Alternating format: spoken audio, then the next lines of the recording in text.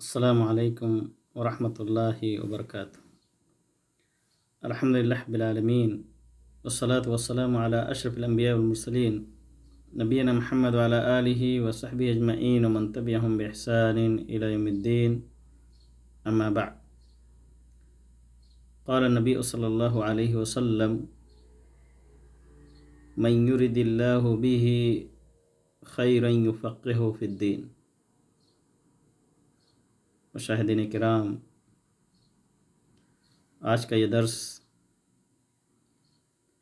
فقہ کے بنیادی مسائل کے تعلق سے ہیں، جس میں آپ کو فقہ کی لغوی و اصطلاحی تعریف کے ساتھ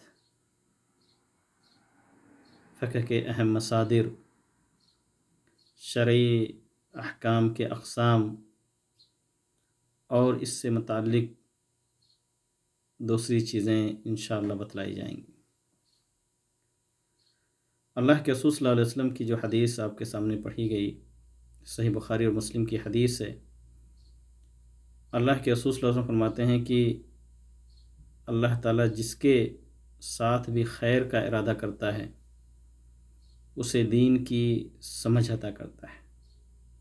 نبی کریم صلی اللہ علیہ وسلم نے حضرت عبداللہ بن عباس رضی اللہ تعالیٰ عنہ کے لیے خاص دعا بھی فرمائی: اللہم فقہہ فی الدین، کہ اللہ تو انہیں دین کی صحیح سمجھ عطا فرما دے۔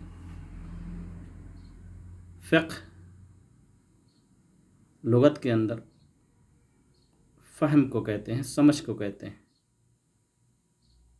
اللہ رب العالمین نے قرآن مجید کی کئی آیتوں میں لفظ فقہ کو اسی معنی میں استعمال کیا ہے، جیسے اللہ رب العالمین کا وہ فرمان جس میں شعیب علیہ السلام کی قوم کا واقعہ ذکر کیا ہے، جب اللہ تعالیٰ نے شعیب علیہ السلام کو نبی بنا کر کے ان کے پاس بھیجا اور انہوں نے اپنی قوم کو اللہ تعالیٰ کے دین کی دعوت دی، تو ان کی قوم نے کہا: قالوا یا شعیب ما نفقہ کثیرا مما تقول۔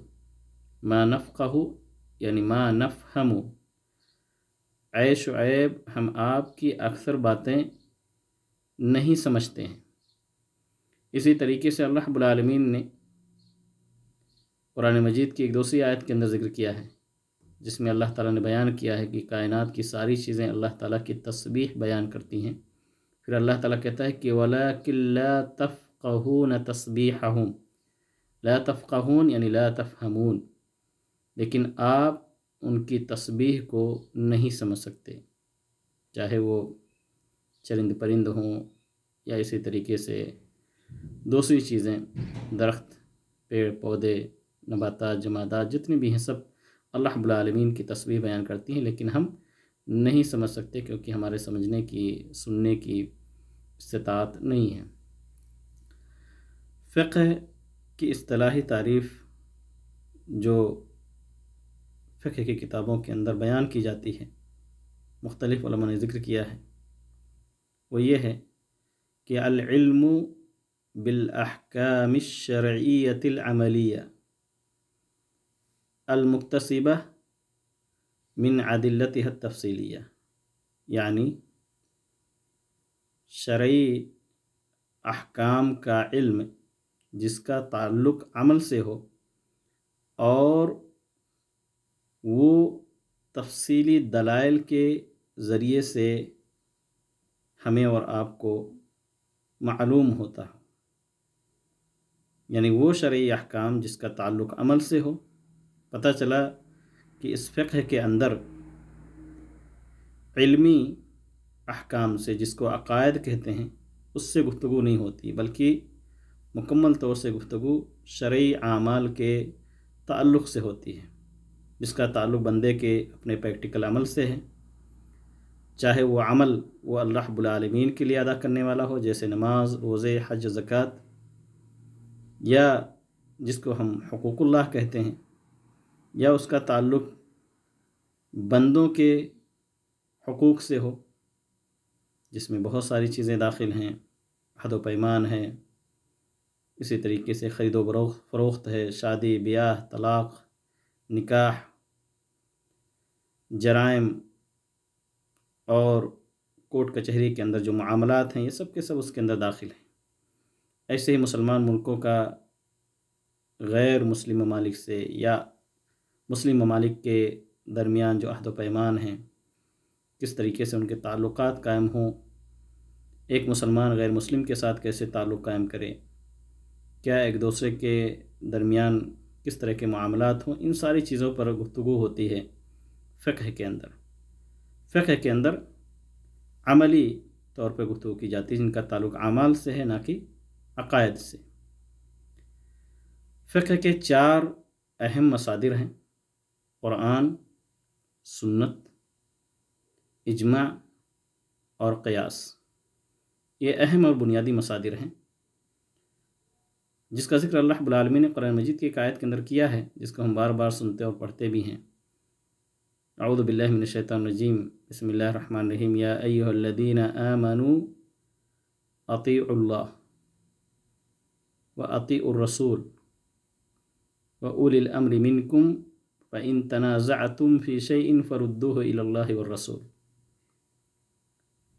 علماء نے، مفسرین نے اس آیت سے فقہ کے 4 مصادر کا استنباط کیا ہے۔ اللہ تعالیٰ کہتا ہے یا ایھا الذین آمنوا اطیعوا اللہ، اللہ کی اطاعت کرو، یعنی قرآن کی آیتوں کو سیکھ کر اس پر عمل کرو، واطیعوا الرسول، صحیح احادیث کو پڑھ کر کے اس کے مطابق عمل کریں، کیونکہ اللہ کے رسول صلی اللہ علیہ وسلم کی حدیث ہے کہ من عمل عملا لیس علیہ امرنا فہو رد، کوئی بھی شخص ایسا عمل کرے جس پر ہمارا حکم نہ ہو، یعنی نبی کریم صلی اللہ علیہ وسلم کا حکم نہ ہو، فہو رد و مردود ہے۔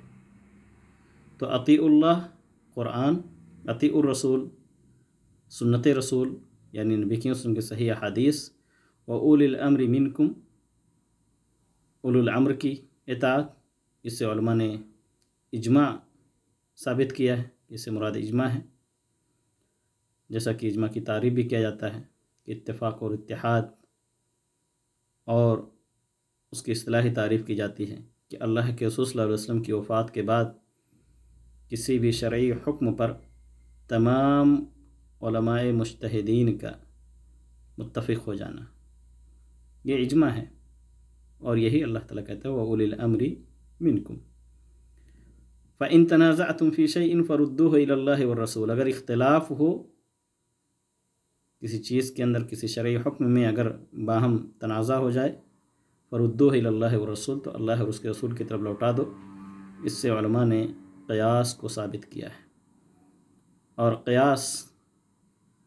قیاس کی جو تعریف کی جاتی ہے کہ الحاق فرع بأصل فی الحکم لعلت جامعۃ بینہما، کہ فرع کے حکم کو اصل کے ساتھ ملا دینا کسی ایسی علت کی وجہ سے جو دونوں کے درمیان اکٹھا ہو، یعنی ایک حکم ہے جس کے تعلق سے کتاب و سنت میں دلائل موجود ہیں، لیکن ایک دوسری چیز ہے جس کے تعلق سے قرآن و حدیث میں کوئی حکم نہیں ملتا، لیکن دونوں چیزوں کے درمیان جو علت ہے وہ علت اکٹھا ہے۔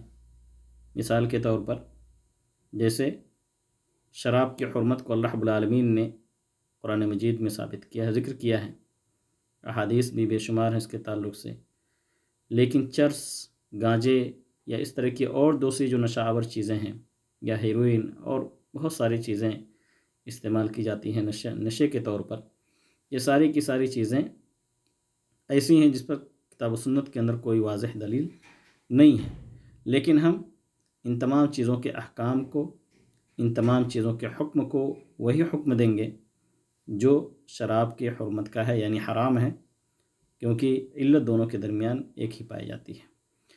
تو مفسرین نے اس قرآن مجید کی اس آیت سے یا ایھا الذین آمنوا اطیعوا اللہ واطیعوا الرسول واولی الامر منکم فإن تنازعتم فی شیء فردوہ الی اللہ والرسول،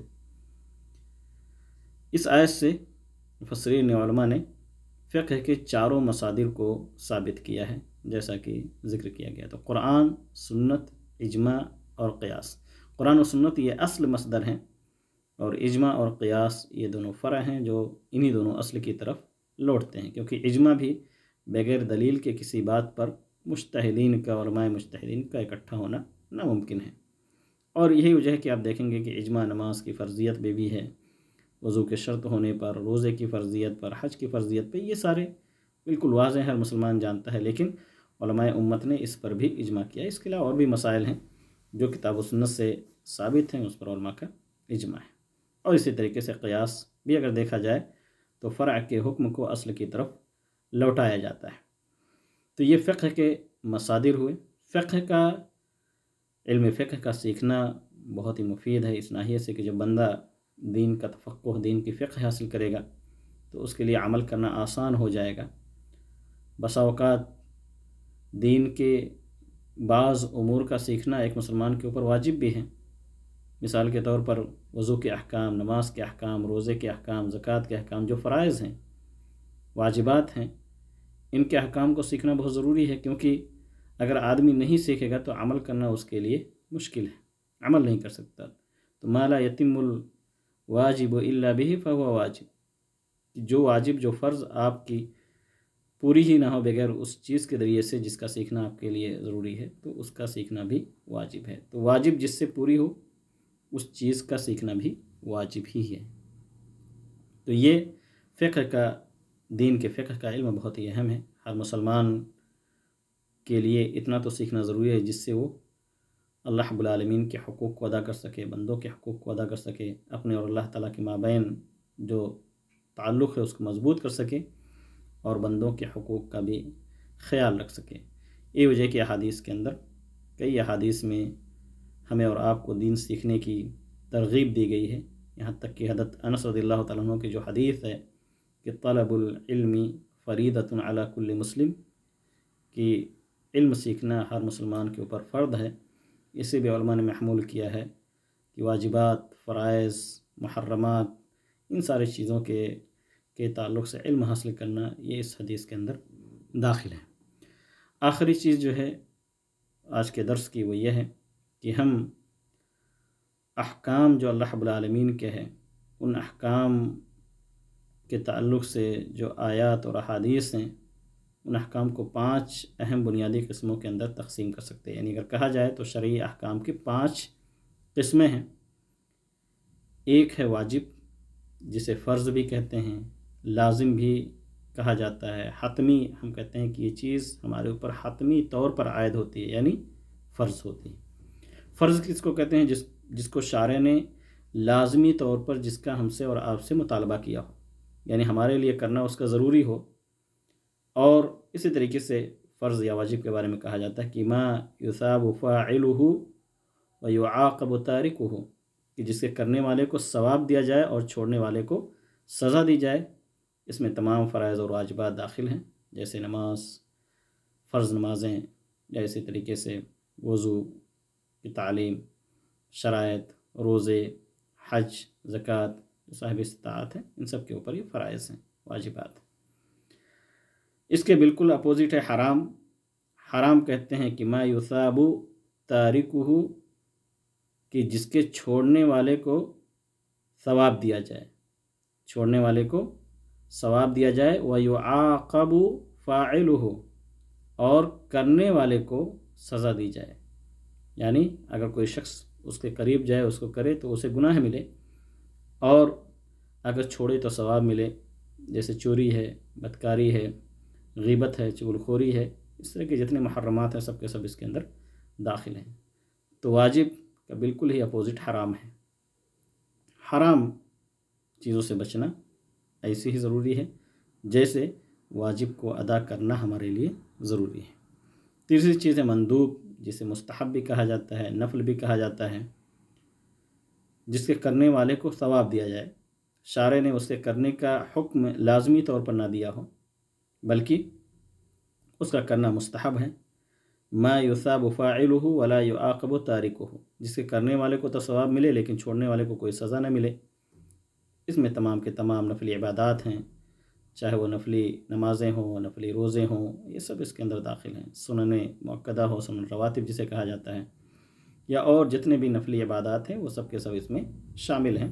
کرتے ہیں تو ثواب ملتا ہے، اور اگر کوئی شخص چھوڑ دیتا ہے تو اللہ رب العالمین اس پر مواخذہ نہیں کرتا۔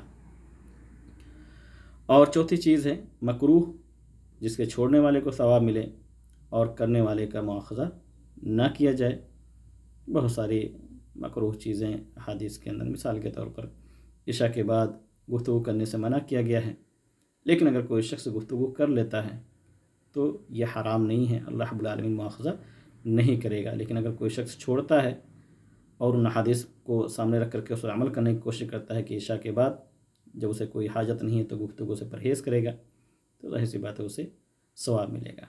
تو یہ مکروہ جس کے کرنے والے کو تو ثواب تو ملے، جس کے چھوڑنے والے کو ثواب ملے، لیکن کرنے والے کو اللہ رب العالمین مواخذہ نہ کرے۔ پانچویں چیز جو ہے وہ ہے مندوب، جسے ہم پانچویں چیز ہے جو وہ ہے مباح۔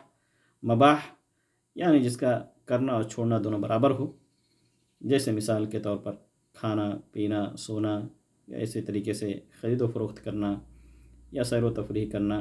البتہ بعض اس کے حالات ایسے ہیں جو واجب یا حرام کے درجے تک پہنچ جاتے ہیں، لیکن عمومی طور پر مباح اسے کہا جا سکتا ہے، اور علماء نے یہی مثالیں دی ہیں۔ تو یہ شرعی احکام کے 5 قسمیں ہیں: واجب، حرام اور مستحب، مکروہ اور مباح۔ یہ آج کے درس کی یہ بنیادی چیزیں تھیں جو آپ لوگوں کے سامنے رکھی گئی ہیں۔ اللہ تعالیٰ سے دعا کریں کہ اللہ رب العالمین ہم سب کو دین سیکھنے، سمجھنے، اس پر عمل کرنے اور لوگوں کو اس کی طرف دعوت دینے کی توفیق عطا فرمائے۔ آمین وآخر دعوانا الحمد للہ رب العالمین۔ السلام علیکم ورحمۃ اللہ وبرکاتہ۔